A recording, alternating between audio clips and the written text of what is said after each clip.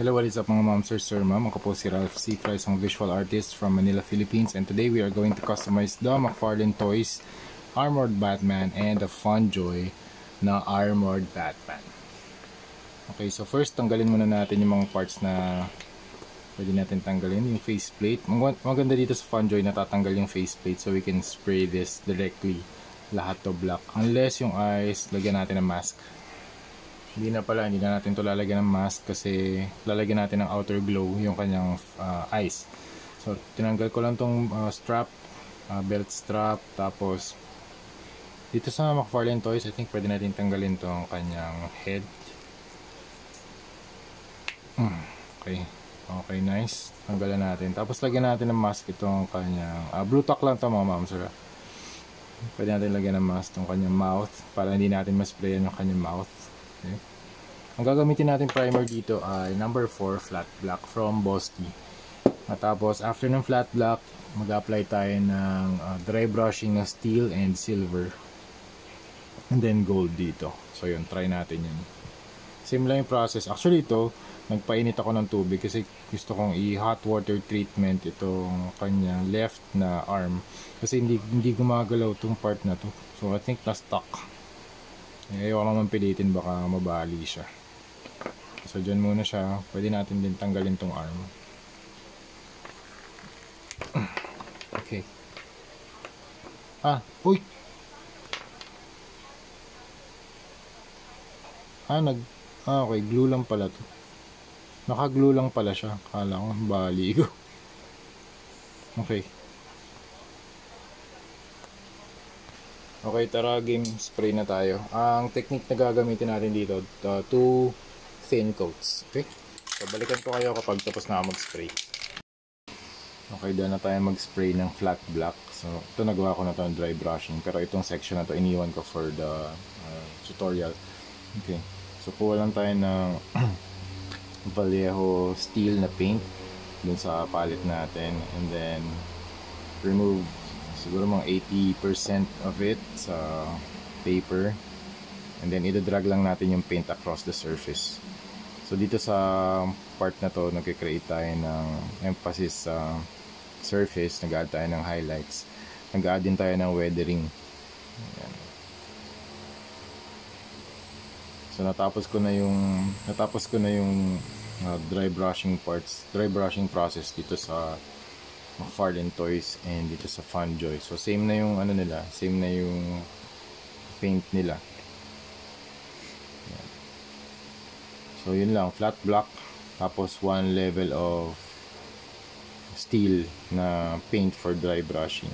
Tapos kung gusto niyo mag-add ng mas brighter na parts, gamit lang kayo ng silver naman. You can use silver para i-emphasize yung mga lighter parts such as the shoulders, chest parts, dito sa crotch area. And pwede naman kayo mag-apply ng second pass. Kung gusto niyo mag-apply ng second pass ng dry brushing dito sa mga parts na gusto niyo pang i-emphasize, like mag-add pa kayo ng weathering. Dito sa cape, lalagyan natin ito ng gray para magkaroon ng konting highlights. In-sprayan ko din to ng flat black. Okay, next na step, mag-apply tayo ng gold paint dun sa kanyang belt and dito sa gauntlet niya. Sa mga sharp sections dito sa gauntlet. Yun, mga side blades dito sa part ng arm na armor. Yan. Dry brush lang mga ma'am. So yan. Okay. Same technique pa din, dry brushing.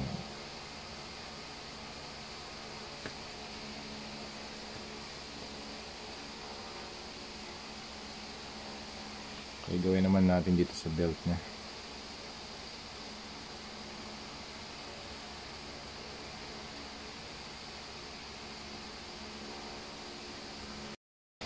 Okay, for the cape naman, pwede tayo mag-apply ng gray para makapag-add ng konting highlights. Ma-emphasize yung iba't ibang mga folds and to add a little bit of distress dun sa cape.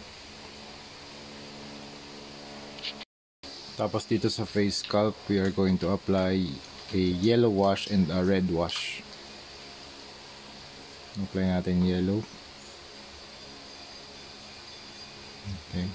So wash lang to, so mas marami yung mix ng water kaysa dun sa paint. Tapos yung excess, tanggalin natin using cotton buds.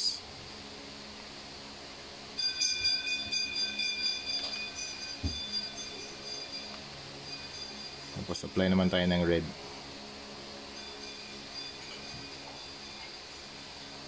Okay, apply naman tayo ng red paint.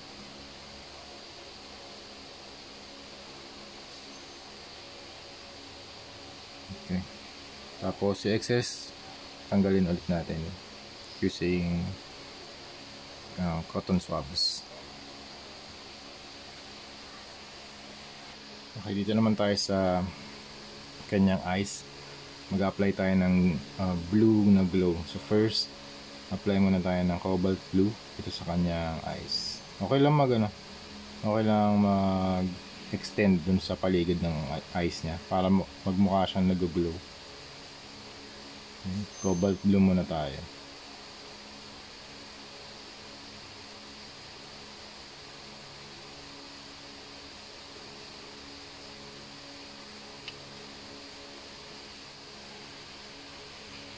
Tapos next color, turquoise naman.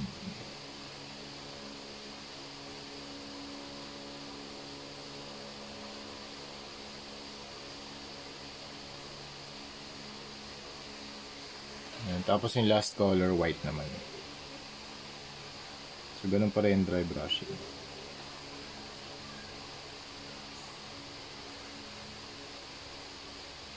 So nagbi-build up lang tayo dito ng layers hanggang sa makuha natin yung desired effect natin na glow. Okay, dito naman tayo sa Kryptonite Spear. So mag-apply tayo ng fluorescent green for using the dry brushing technique para makapag-add ng highlights. Okay, okay lang mag-overflow dito sa sa base. Dito sa part ng rod, sa upper part ng rod.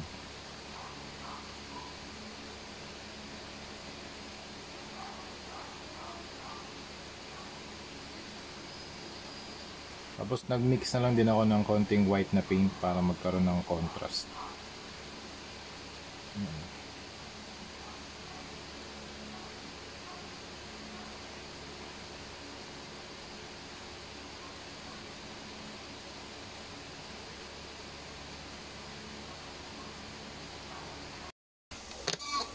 Alright, tapos na tayo sa ating Armored Batman project na Funjoy and McFarlane Toys. So this is the start tayo kay Funjoy. This is the front.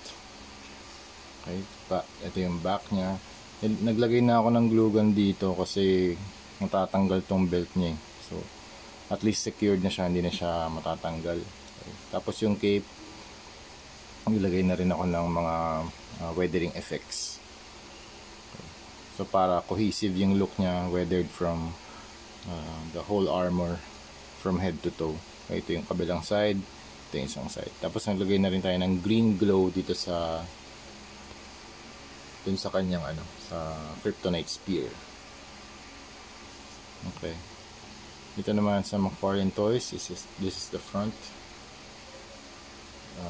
Back. Okay naman yung belt, secured naman yung belt, naka-glue na siya. Dun sa manufacturing ni McFarlane Toys, originally naka-glue na yung belt, so I don't have any problems na nag-move around yung kanyang strap. Okay, other side and the left side of Batman. Okay, tapos yung cape, ganun din, nag-add na rin ako ng mga weathering effects.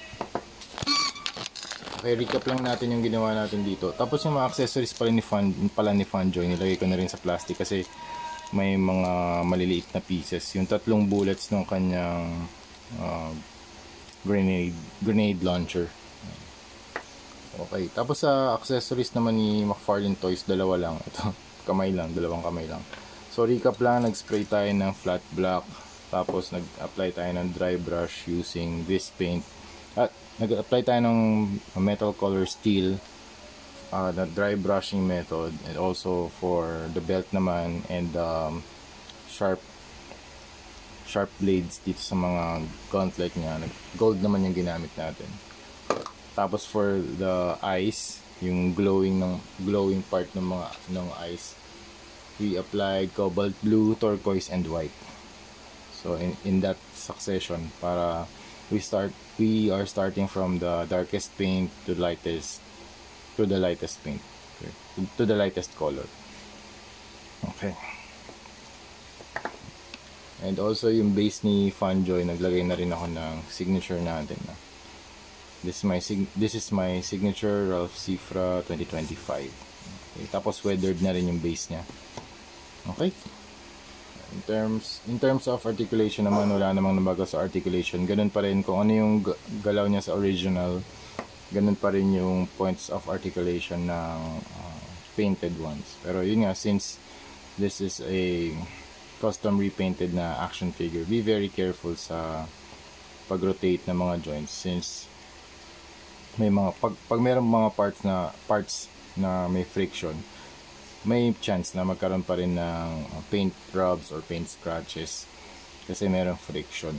Okay. Pero since usually yung mga toys naman may gap naman yung mga joints na ginagawa nila, so we don't have any problems with that.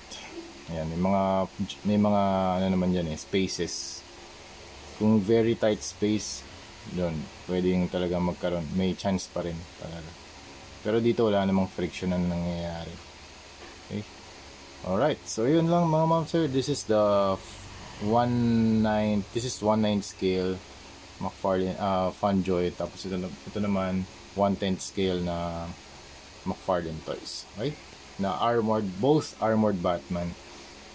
So yun, thank you very much for watching and see you sa next video. Bye bye.